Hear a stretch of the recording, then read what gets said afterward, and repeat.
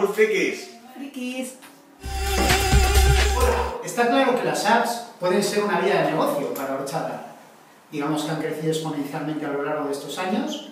Además, podemos inventar apps nuevas, podemos coger apps aplicables a nuestros productos, en definitiva, perfectamente encajan en nuestro catálogo.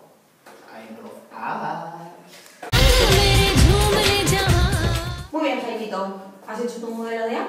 Sí, he hecho mi aplicación de clasificación de pajaritos. ¿Qué Pero tengo un problema. ¿Cuál? No sé cómo diseñarla, cómo programarla. Muy Estoy bien. perdido. Lo importante es tener socios que te diseñen y te programen. Eso es lo que tenemos que buscar ahora. ¿De acuerdo? Vale. Eso haremos ahora, en adelante en Horchadar. Puesto que no vemos realista integrar la tecnología de desarrollo de app en Horchadar, apostaremos por tener alianzas con proveedores en los que diseñaremos bastante claramente las reglas de juego. Después tendríamos que pensar con quién nos vamos a aliar. Tenemos varias opciones. Por un lado, empresas de prestigio en el sector, en cuyo caso nosotros seríamos la parte débil en esa alianza, empresas nuevas, o también existiría la opción de contar con algún freelance. El caso es que no lo tenemos nada claro, como la botella con las peras y las manzanas. Lo que sí tenemos claro es que tiene que ser buena gente y buenos en el trabajo que desarrollen. Buenos profesionales. Sí. Hola. En el producto hay dos partes, la tecnológica y la educativa. Evidentemente nosotros tenemos control sobre la educativa. Entonces, si cargamos el peso en lo que es la app como tecnología, es muy fácil que perdamos control y que quien se lo lleve sea nuestro partner tecnológico. Con lo cual nuestra recomendación es cargar el peso sobre la parte educativa de manera que el producto quede en casa. Eso es, entonces, mejor que solo una app, sería mejor un proyecto educativo en el que incorporáramos la tecnología app. Programas educativos app. Y Una app es contenido, es diseño y programación, pero debes estar al loro por la comercialización. por tanto, desde Horchadar nos encargaremos del contenido y de la comercialización. ¡Tadán!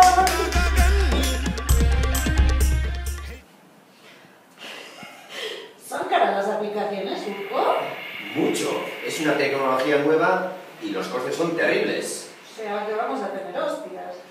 Primero, por los proveedores, por el tema de costes, y segundo, por los clientes, porque habrá que sacar beneficio.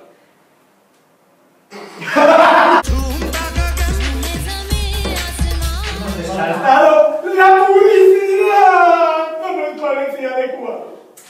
Pero bueno, Gorka, no te preocupes, que quedan formas de financiar las apps así. Y ahora te digo, por unos euritos cada respuesta, dime formas de financiar las apps, como por ejemplo, las subvenciones. La administración como cliente actual. La administración por otros clientes que no tengamos. Obras sociales o responsabilidad social corporativa. Venta por descarga.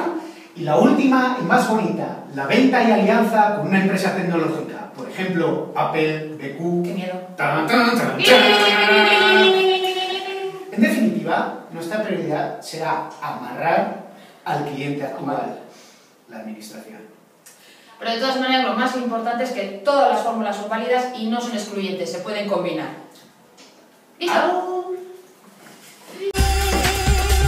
Otra opción con el negocio app es importar o exportar. Importar aplicaciones que sean buenas en el mercado internacional y readaptarlas, y exportar aplicaciones que hayamos creado nosotros y que sean muy buenas a otro mercado. Esto nos permitiría conseguir un objetivo de Horchadar, que es salir de la CAP.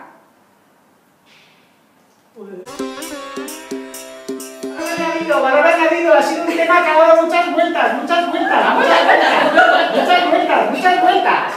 ¿Y qué aporta como valor añadido?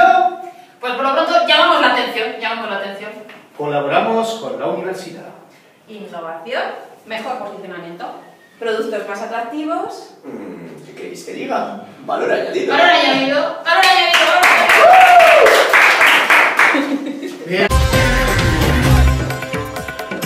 Hola. Bienvenidos y bienvenidas a la gala de apps ganadoras en Orchada. Y llegados a este momento, solo nos queda saber cuál ha sido la app ganadora. Qué nervios. Ahora abrir el sobre.